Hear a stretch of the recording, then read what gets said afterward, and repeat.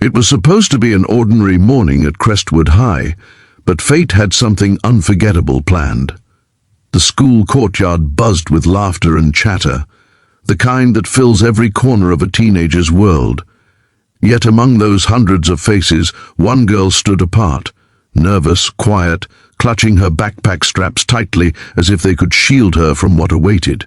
Her name was Elena, and today was her first day in a new school, in a new city, hoping for a new beginning. But beginnings aren't always kind.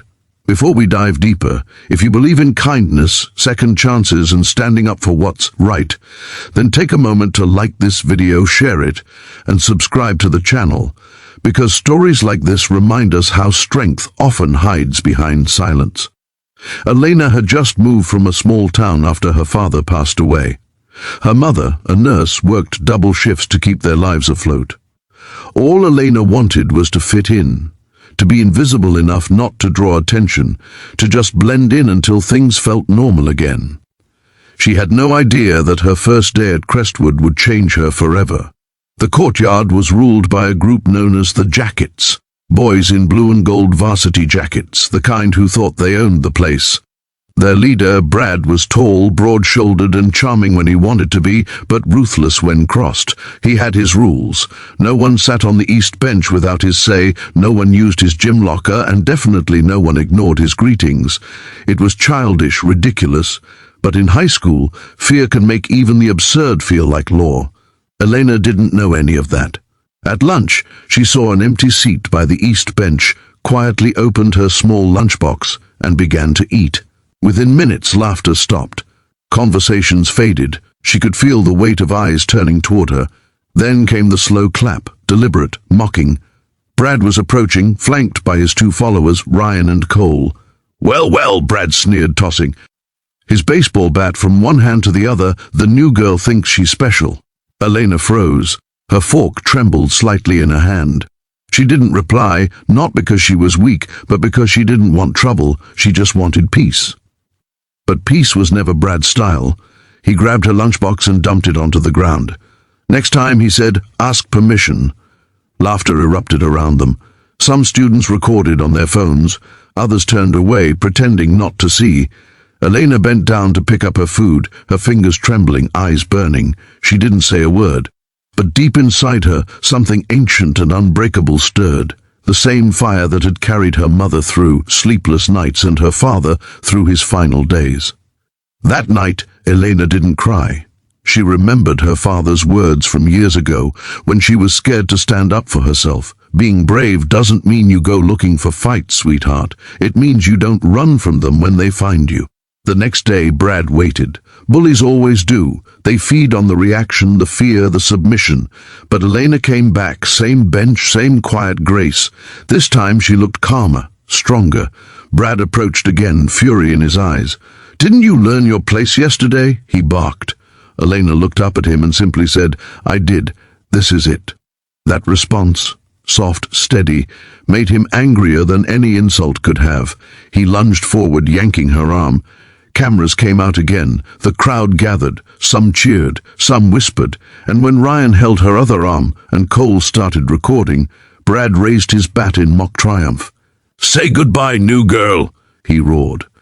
But in the split second before the bat swung, something happened no one expected. Elena twisted sharply, using Brad's own momentum against him. Her elbow struck his ribs, hard.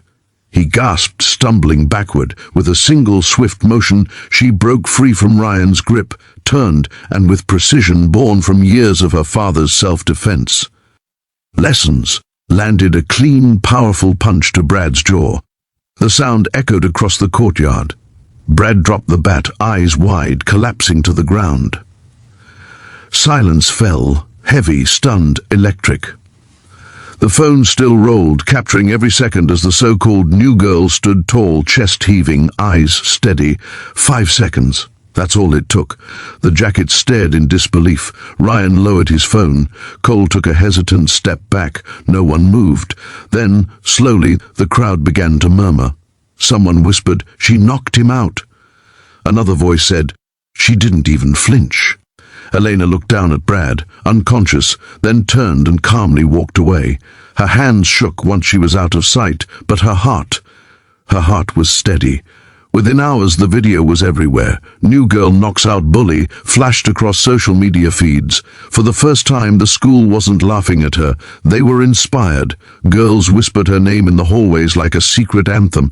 Even the teachers seemed to walk a little prouder that day. But the real story wasn't about the punch. It was about courage, the quiet, patient kind that takes shape in the heart long before anyone sees it.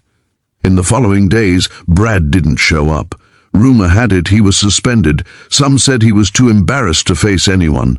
Ryan and Cole stopped wearing their jackets. The courtyard was quieter, lighter. Elena became the girl people respected, not feared. But she didn't let it go to her head. She stayed kind, helped others, and even tutored the same students who once laughed at her. And then, one afternoon, Brad returned. The crowd watched in tense silence as he walked toward her. His jaw was still bruised. Elena looked up, cautious but calm. He stopped a few feet away and said something no one expected. "I deserved that." For a long moment they just stood there. Enemies turned into something else.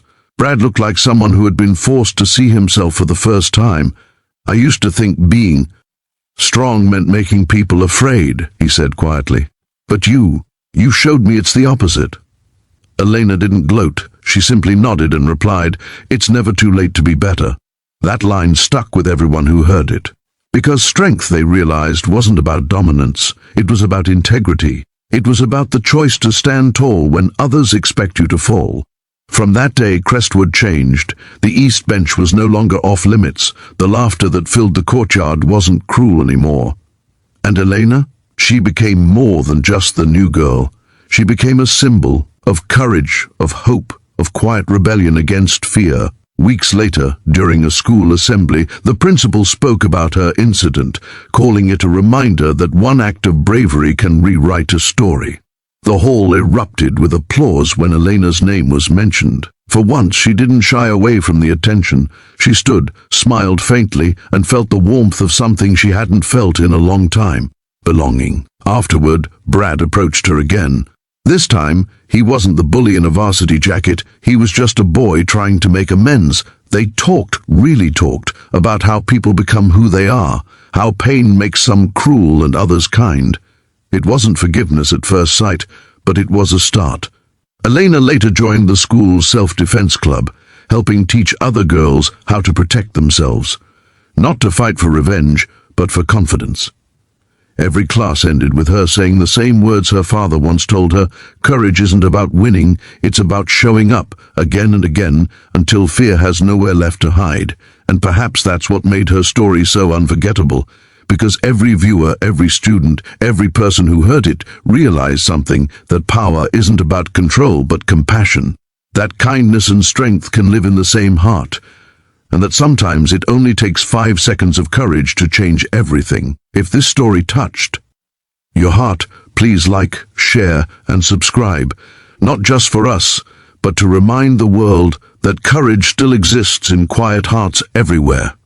Special request: comment below. What would you have done if you were in Elena's place?